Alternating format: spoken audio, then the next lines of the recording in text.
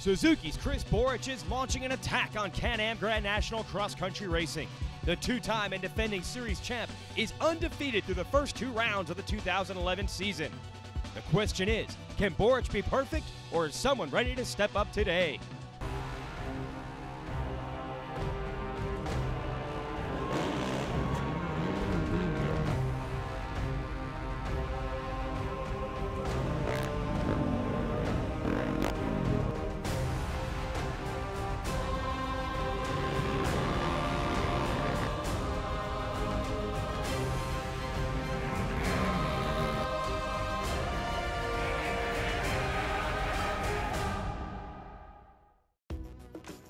Hello everyone, and welcome once again to Racer TV's coverage of the 2011 Can-Am Grand National Cross Country Series. I'm your host, Jason Wygant, and we are in Morganton, North Carolina for this, the FMF Steel Creek GNCC. And yes, FMF, the Flying Machine Factory. Well said, because we will have machines flying all over this track, up and down hills. We've got rocks, we've got tree roots, we've got creek crossings for both men and machine. And of course, the infamous Steele Creek Bridge. Got to be careful on that one. It's going to get slippery. We've got our morning race out there on the track right now, our 10 a.m. start for these riders. You'll have 4x4 machines out there, our women, our super seniors, our novices. So give you just a little preview of what the course has in store for our pro race. And the first 2 pro races this year dominated by Chris Boric. We've got Krista Shaw in the pits with 2 riders who are hoping to end his win streak today. Krista? Adam, you got to redeem yourself a little bit in Georgia. You showed us you could still get that podium finish, but I know you want to finish up front. What's it going to take for you guys to beat Chris Boric? I think it'll take a lot of luck. The biggest problem we have now is that confidence goes a long way, and Chris's confidence, he's got his stuff working good, got his bike working well, and you know, when you're confident like that, it's hard to beat somebody. But I think that me and Bith will get up there with him and get one in front, one behind, and kind of, you know, do stuff like that with him, kind of get in his head. And that way he's got to work around one that's in front while the one behind kind of capitalizes while he's trying to get around the one in front. So, I mean, it's going to take a lot of strategy to get by him, and I think we can do it today. It's supposed to rain, it's supposed to be nasty, so the Canadians always seem to excel in the mud. They're almost like a fish, I guess. All right, with 2 podium finishes for the season, Chris Bithell is currently 2nd in points. Chris, at the last race, you got out front, you led some laps. You and Chris Boric were running a pretty fast pace out there. Did you learn anything from that? You know, I think each race we do learn something about each other, and you know, his pace is fast, and I was just trying to stay with him there last lap. He got a good pass on me, and I was just trying to figure out where he might make a mistake or I get around him. There was 1 or 2 lines that I knew about, and I was hoping he didn't, but you know, heck, you got to give it to him. He knows what he's doing out there. So he hit him, and so did I. All right, well, we're here in North Carolina today going into the 3rd round. We may get some rain. How are you feeling going into the race? I'm feeling good. It's a little cold, but we'll get over it. Nothing I haven't dealt with before. You know, I'm ready to go. All right, thanks, Chris, and thanks, Krista. We are ready to go as well. We'll give you the Racer TV track facts. Steel Creek, we have a 10-mile loop through the woods. We got ups and down hills, creek crossings, all that stuff we mentioned before. Lap times are probably going to be around 25 minutes, so we should be looking at a 5-lap race today. And you hear the crowd begin to come to life here because we're ready to go racing. Let's send it down to our live announcer, Rodney Toblin. And row number 1, the XC1 Pro will be off and rolling at our FMF Steel Creek GNCC. And we're thundering into turn 1. It's a Honda out front. It's Jared McClure on the Yoakley Racing National Guard backed Honda. McClure had a rough year last year on a Polaris, has switched to the Honda and looking at payoff. He's got $250 from Motorsport for the whole shot today, but pressure being applied by Team Yamaha's Taylor Kaiser, and Kaiser already into the lead on the number 2 Balance Racing backed machine. And Kaiser not where he wanted to be the first 2 rounds this year. He was the one challenging Boric at most of the races last season. So we'll see if he can get that mojo back today. There is Boric just outside of the top 5 early. But Taylor Kaiser out front, the man from Florida, struggled a bit actually in his home race this year in our series opener. Out front now though, leading McClure, and that is McGill on the Warner Racing Foremost Insurance Can-Am. So a good start for him as we're across the Steel Creek Bridge. There's Kevin Yoho, Johnny Gallagher, and there is Boric. And what goes up must come down. It's the first time we've really had big elevation change at a GNCC this year. The Florida-Georgia rounds that we opened this tour with are relatively flat. Going to be a lot more strain on the brakes today, and it's also going to be tricky with lap traffic. You've got to maintain your momentum up some of these bigger hills, and you've got to play it smart, and that is where Boric has really improved his game over the last few years. Whoa, McGill has seized the lead already as we're down into the bottomlands and towards Steele Creek for the first time today. Here we go. There is McClure in third, then Yoho. Here's Boric. And we got Barry Hawk behind him with our GNCC helmet cam. We'll try to get you a view if that thing isn't already covered in mud. There's the other Can-Am rider on the left. That is Chris Bithell trying to make passes. He wants to get up front. That's where he was at our last race in Georgia. I know we're racing for 2 hours, but the start is very critical, and you can tell because Adam McGill's pumping his fist. He's leading it early. Welcome back to the show. Adam McGill leading your way here at the FMF Steele Creek Grand National Cross Country Race. We're in the hills of North Carolina. Taylor Kaiser is second. Jared McClure third after grabbing your motorsport hole shot. There is Chris Boric. And behind him again, we got Barry Hawk with our helmet cam. And let's hop on. Amsoil going to bring you the coverage. And this is what it's like. You see there is no room for error here at all. The trail is basically bike handlebar width. It's barely wide enough to fit an ATV. So you kick this machine sideways, you have to be so precise. If you get too far to the left or the right, you're tagging a tree. And take it from me, trees don't move. It's like hitting a concrete wall if you hit one of those things with one of their tires. So as fast as these guys have to be, they really have to be precise and technically perfect more than anything else.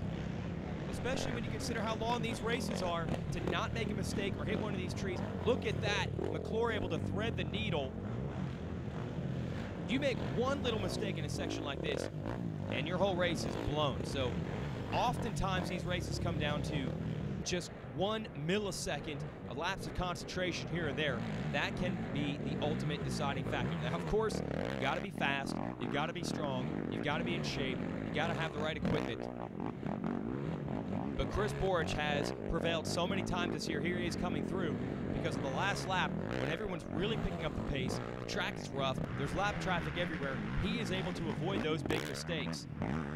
So that's the challenge for everyone else today. They've got Boric behind them right now, but we've seen this scenario time and time again. And you know, there's your defending champ. He's not going to panic. He's got his buddy Bithell right behind him. Now we're down into the mud, and Kaiser has taken the lead back. Then it's McClure, Boric, and a completely different line there from Bithell. And I guess we actually missed McGill in this shot. He's already come through. Let's hook back on with our Amsoil helmet cam. This is behind McGill, I believe, right now. You can see the red gear. And Hawk knows how to ride these courses. He's won 7 of these ATV championships and one on the bike as well. So good to have Barry Hawk on our Racer TV crew this year. And speaking of the crew, look at this gang coming through. It looks almost like a bunch of riders on a nice Saturday afternoon trail ride through the forest. But trust me, it's going to get hot, it's going to get heavy as this race goes on.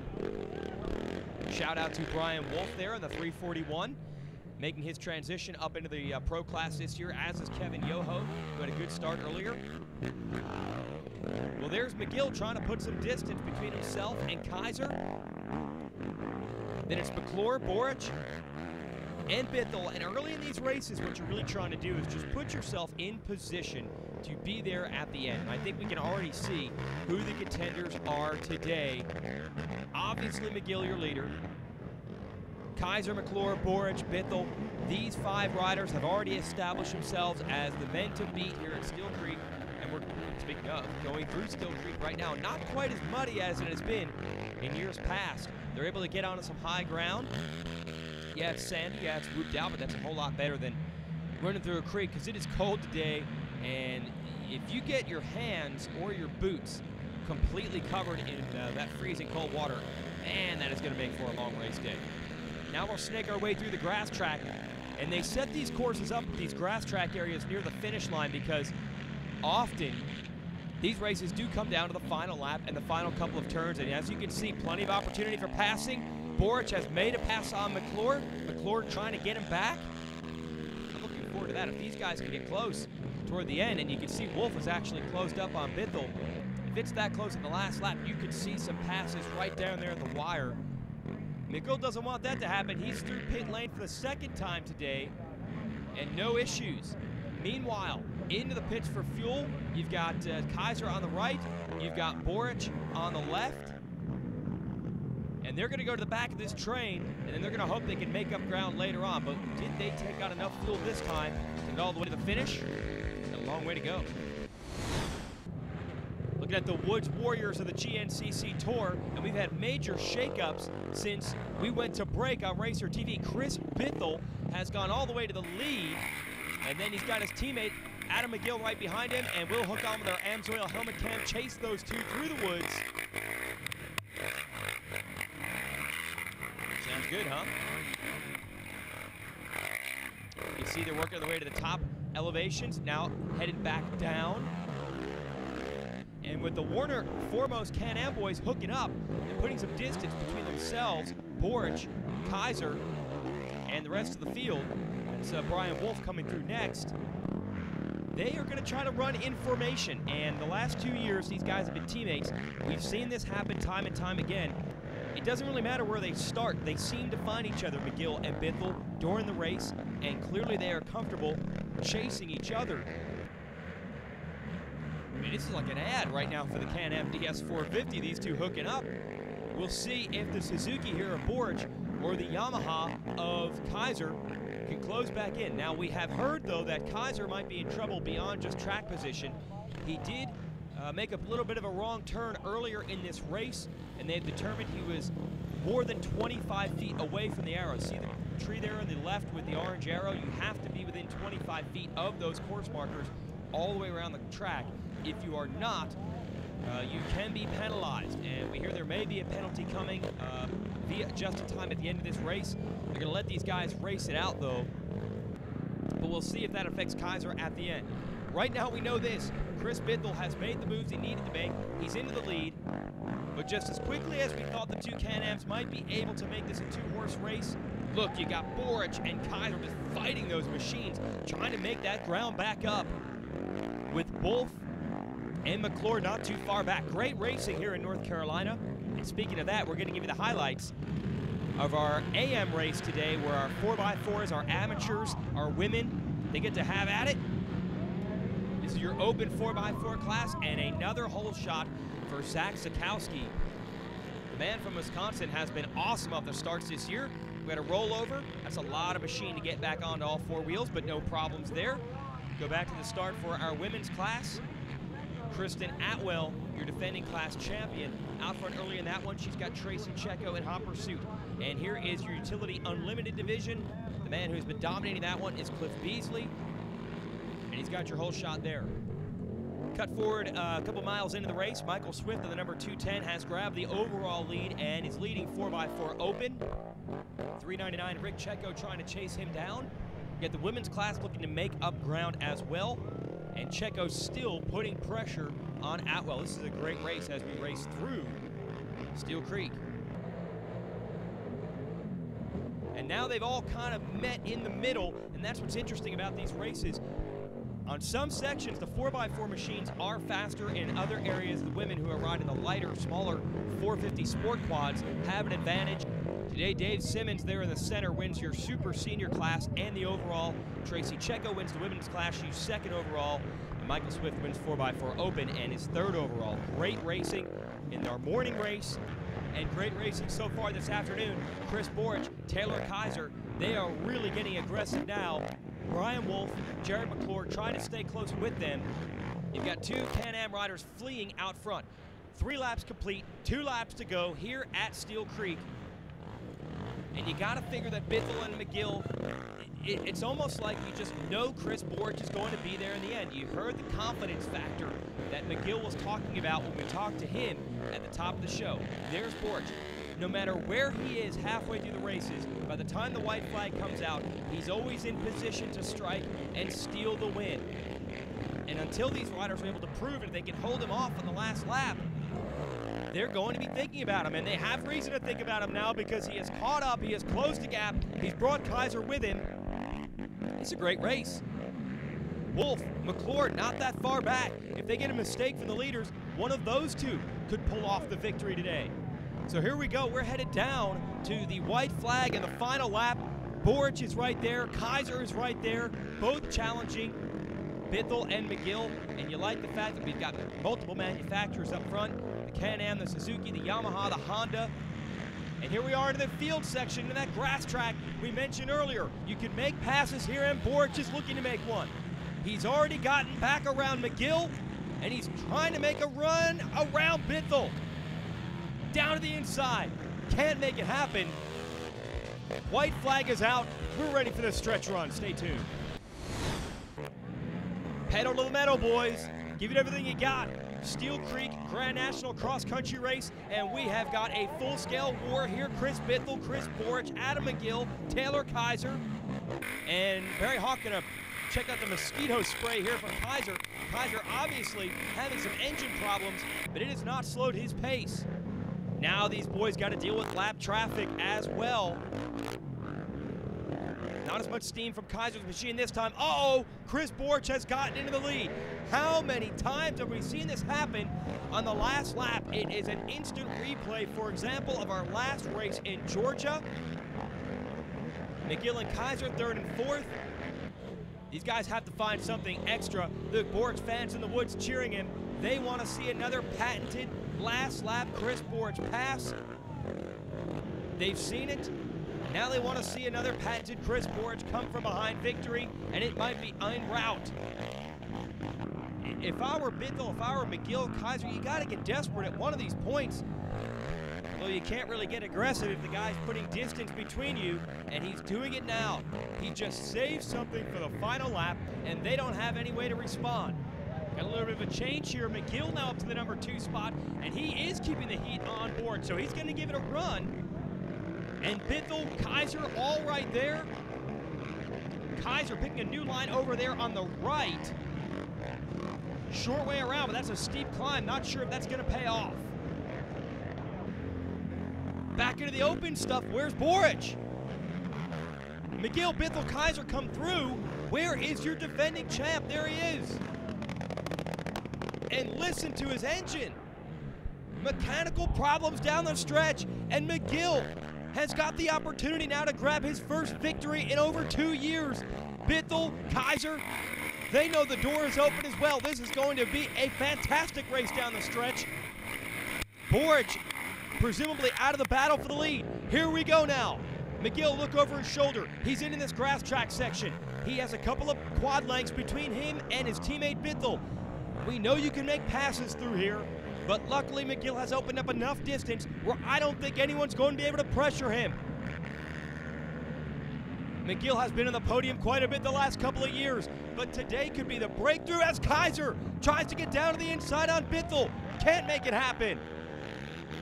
McGill heading for daylight. The checkered flag's inside and he wins. Steele Creek, Kaiser and Bithell battling right down to the last turn. Unbelievable. Check out the Suzuki results, though. Kaiser, as we suspected, was penalized. Jared McClure will take third, Borich fifth. Let's go to our winner on the podium with Krista. All right, Adam McGill, I talked to you earlier and you told me confidence was key, and I think you had that here today. Oh yeah, it definitely feels good to be back, you know. It was a good time. Glad to be back up front, you know. I don't know what happened to Borich out there, but, you know, finally, ended the streak. Done it, got my confidence back, and I'm ready to kick some butt in South Carolina. How long has it been since we have seen you? Oh gosh, it's been almost 2 years since I've won a race, and it feels so good to be back, and especially on a new brand, you know, starting a new foot, new team. You know, I'm ready to go. I'm ready to win another one, so we'll see how it goes in South Carolina. It's good to see you back. For sure. And as we check out the DWT standings, look, Borich's lead has been cut back. Bithell, Kaiser, McGill, they're in the hunt for this one. Let's give you the Can-Am race recap, sorry, to show you exactly how this race broke down. Jared McClure grabbed your motorsport pole shot. Taylor Kaiser soon had the lead. there was Adam McGill. McGill led this thing early, but the man on the move was his teammate, Chris Bithell, who was about 5th early, would come to take the lead from McGill. They would run in tandem for the majority of this race, while Chris Borge, Taylor Kaiser, McClure, Brian Wolfe, the rest of these boys just tried to keep them in sight. On the last lap, though, no surprise. Chris Borge struck, he got the lead, but Adam McGill wasn't going to let him have it easy. He stayed close to the defending champ down the stretch, and then Borge ran into mechanical problems, lost power in his engine. McGill rolled by and took the win. Congrats to him. For everyone at Racer TV, including Krista Shaw, I'm Jason Wygant. Thanks for watching.